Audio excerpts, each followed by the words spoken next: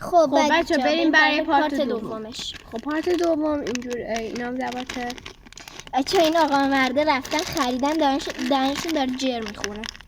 خب آمرماته این زنه از چشماش اشک اومده. آره آقا من خیلی میترسم. خب بریم برای وای تستش. کولاست. آره با تمه کولاست. آره با اینا نوشابه نوشابه کولا بچه داره باز میشه. به نظر تو چه رنگیه؟ دارم اینجوری میرم ازم کن باز کن تا نکن. چقدر سفته بس واسه حاجی.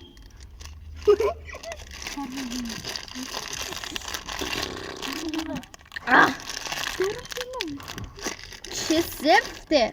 آقا بده من تو رو خدا. بابا ده بدش من. حاجی چیه ولش کن. بعد پولومپ شده. باز شد.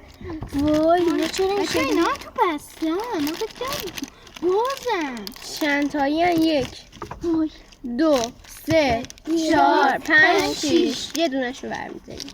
خب من اینو برمی‌دارم. خب این دو تا هم دیگه واسین. بچه یه لحظه تستش نکنید. آها بچه‌ها آره نخور سری. من باز نکردم میگه نخور. آخه برای این رنگی چه این رنگی زشته. حالت توسی بنفشه. نگاه کنین. وای چه خب ببخشید بچه با سر صدا. بله سفرمات خیابون هستیم. خیلی سرسری. نه یعنی تو ماشین. خب بچه بریم بابت سر صدا اومده رو بخوام ببره. خب بریم برای تستش. شیرینه؟ اولش خیلی شیرینه. پولم اومده. اصلا ترش نیست. بله الان ترش میشه.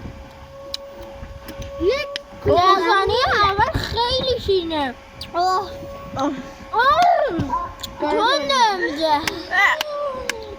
ترش داره میشه. اینقدر ترش من افتادم. آی اونجا که قهوه‌ای شیرینه. ترش شده از اونم ترش‌تره. چه مرضیه چه مرضیه. بچه یه جاشون رو باید گاز بزن که شیرین بشه. من گاز دادم شیرین شد. اوه بمبه TNTه.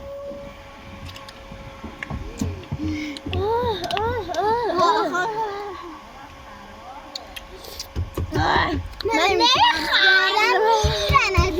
شیرین شد. من نه شیرین نمیشه. شیرین بله. خیلی ترشه خیلی.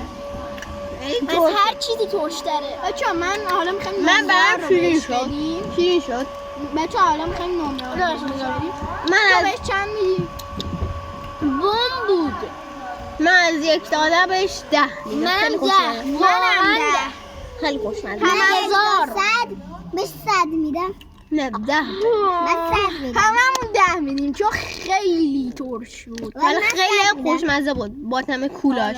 من 100 من بگیرین امتحانش. ولی خیلی ترش. هر کی از این ترشا میخواد اینو بخوره.